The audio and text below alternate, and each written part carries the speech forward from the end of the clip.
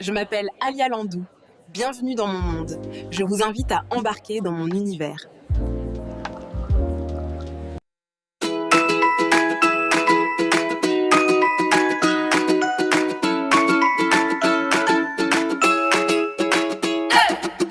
Bienvenue dans l'aventure, tous ensemble on s'assure.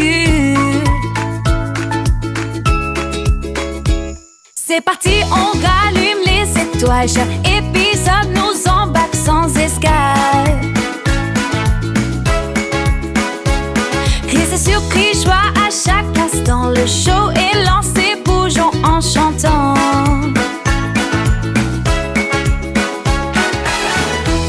On démarre, c'est le moment. Allons-y. Fun et folie en prime time. Oh yeah. La série commence. Rejoins le crew. Every day's a party. Just for you. Ça faisait un moment qu'on n'avait pas voyagé en famille. La dernière fois qu'on était partis en vacances ensemble, j'étais encore en 2e année de secondaire. J'avais 13 ans, le visage ravagé par l'acné et mon esprit accablé par le stress causé par la réalité de l'adolescence. Cette fois-là, on était partis fêter Noël et le Nouvel An dans notre pays d'origine, le Congo-Kinshasa. Zachary avait 3 ans à l'époque et Kyriel 9 ans. Avant cette année-là, on retournait au pays, comme on aimait affectueusement le dire, au moins une fois aux 2 ans durant les vacances d'été. L'année de mes 13 ans, notre séjour avait été plus condensé sur 3 semaines. 3 semaines, très intenses, dans la chaleur tropicale pour ensuite revenir violemment dans le froid hivernal. Depuis ce dernier voyage, plusieurs événements se sont enchaînés. Entre les soucis de santé de maman, les défis financiers familiaux, aller en vacances en famille était devenu un luxe qu'on ne pouvait plus s'offrir. 15 ans plus tard, après plusieurs années d'économie et pour fêter les 5 ans de rémission de maman avec la fratrie, on avait enfin réussi à organiser une escapade familiale, comme au bon vieux temps. Pour l'occasion, la destination choisie était Singapour. Ce fut le mois de juillet le plus chargé, palpitant et excitant que j'eus à passer depuis bien longtemps. Avec la famille, on ne voulait pas juste aller dans les endroits touristiquement populaires. On souhaitait avoir une expérience de voyage assez authentique. Ce fut une collègue et amie de travail, Tantine Sarah, comme je la surnommais affectueusement, qui nous avait référé à la famille de son cousin éloigné pour le séjour.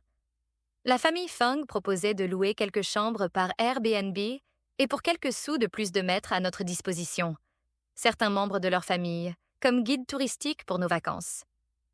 Lee, le neveu de Tantine Sarah, nous avait emmenés dans toutes sortes d'endroits des plus prisés par les étrangers aux plus fréquentés par les locaux.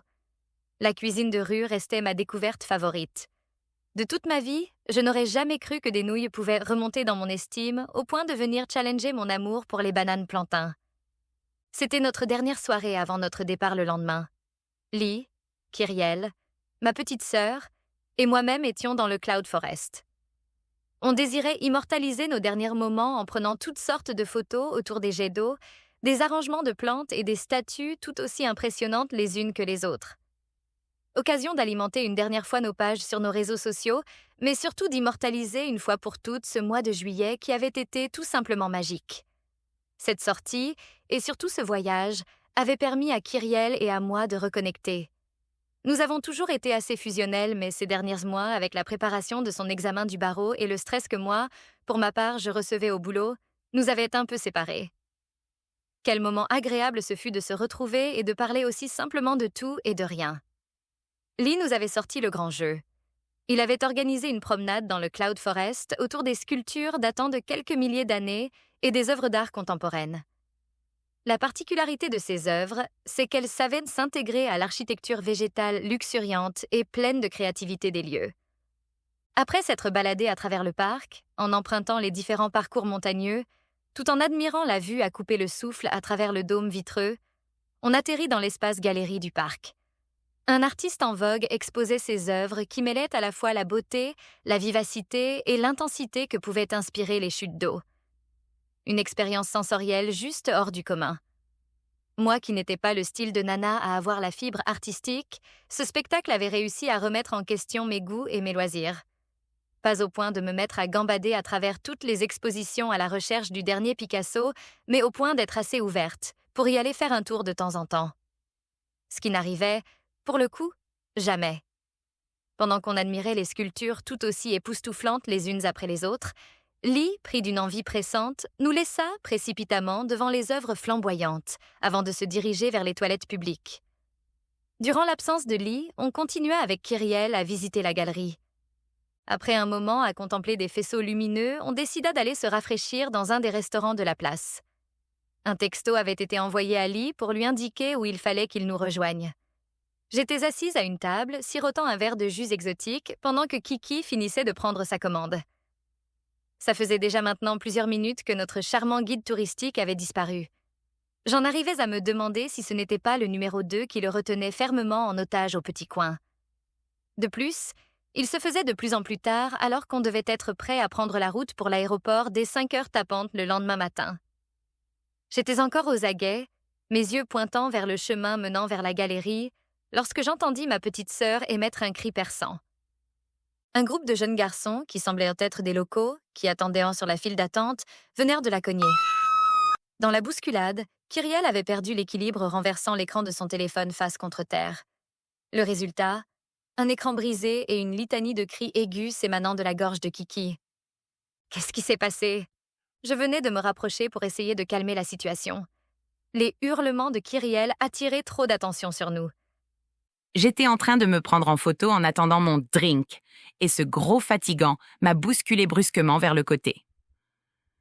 Kyriel était de plus en plus hystérique, et sa voix ne faisait que monter en crescendo. C'était comme si on assistait à la transformation de Goku en Super Saiyan. Quoi? D'un seul mouvement, je venais de me retourner vers le fameux gros fatigant à qui elle faisait référence. C'est vrai ce que dit ma petite sœur. Prise de choc par ce qu'elle venait de me dire, mes décibels venèrent de s'accorder à son cri perçant, digne d'une véritable soprane.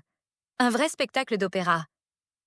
Cependant, je fus assez étonnée de voir que les 3 individus ne semblaient aucunement désolés par ce qui venait de se passer, et pire encore, qu'ils affichaient une attitude assez provocatrice démontrant qu'ils n'avaient pas du tout l'intention de s'excuser. Autour de nous, certaines personnes curieuses, cellulaires en main, commençaient à s'attrouper. Tout d'un coup, j'eus une drôle de sensation.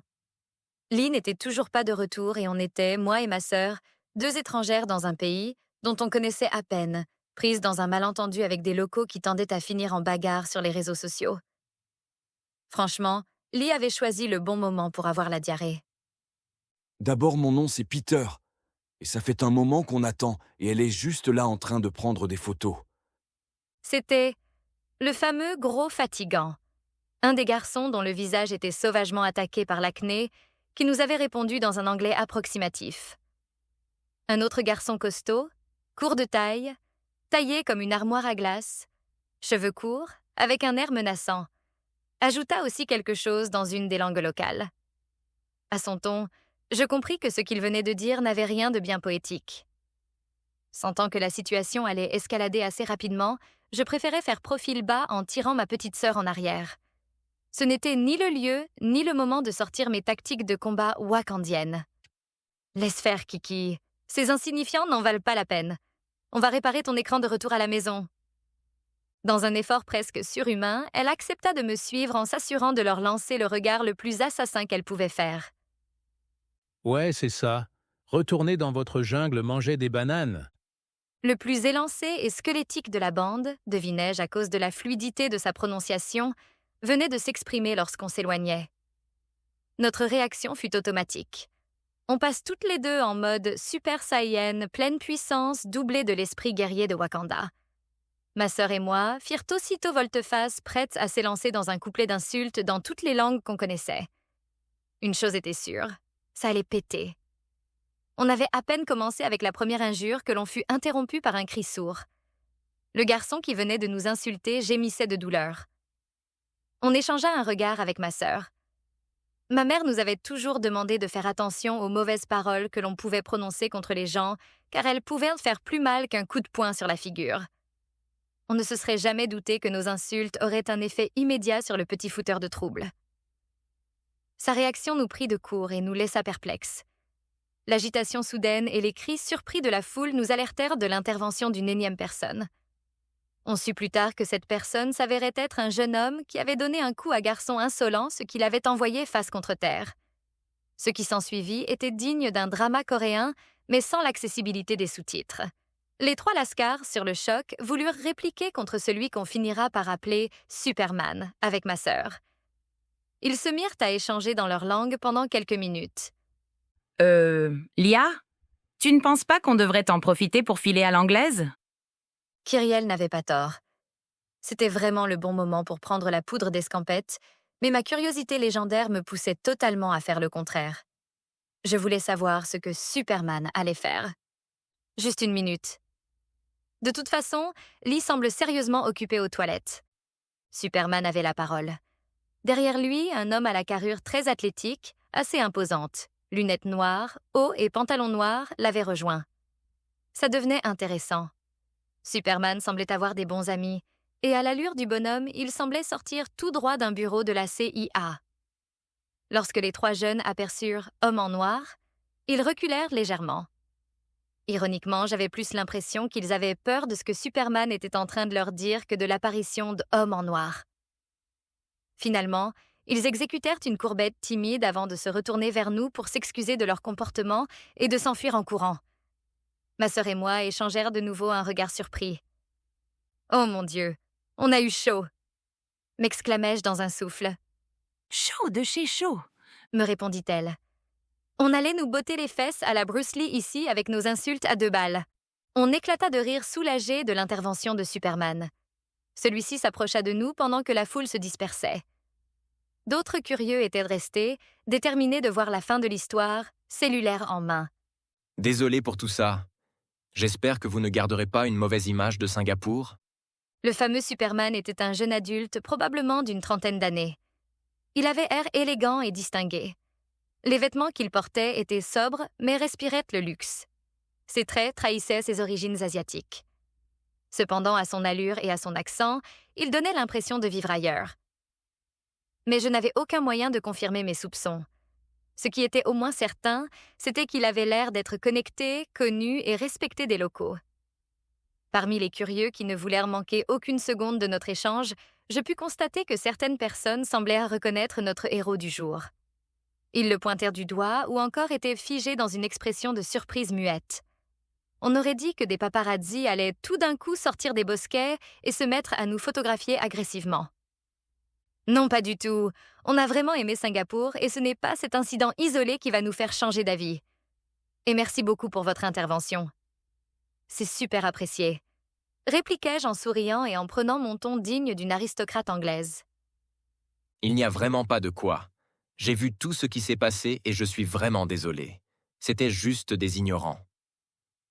Ah ça, pour des ignorants, ils remportent la palme haut la main. Lâcha Kyriel d'un ton agacé. Notre bon samaritain esquissa un sourire.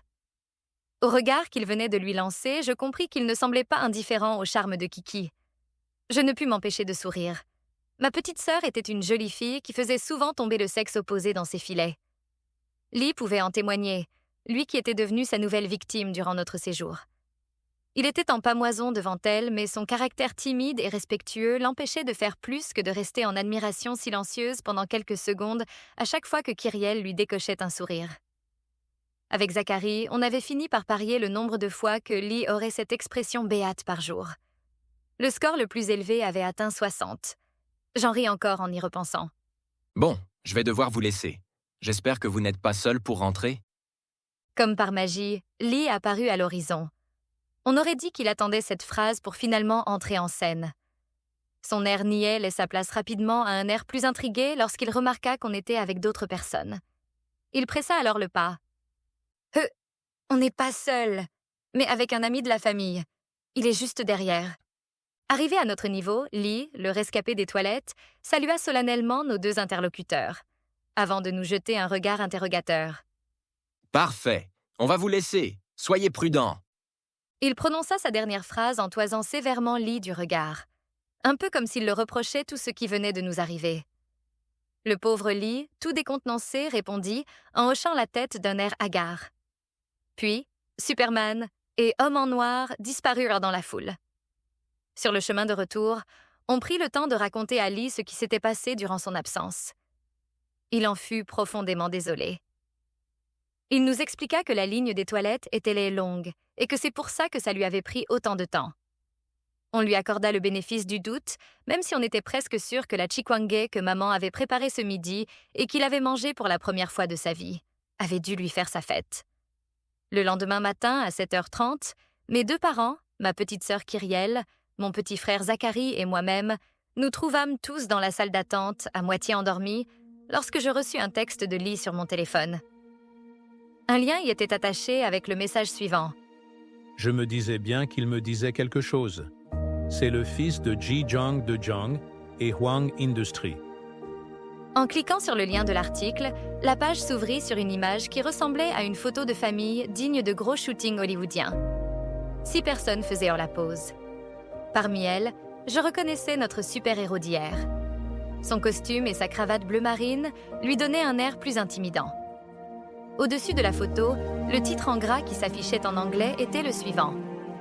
La nouvelle génération des Zhang de Zhang et Hwang Industries est prête à conquérir le monde. Je transférerai aussitôt le lien à ma sœur.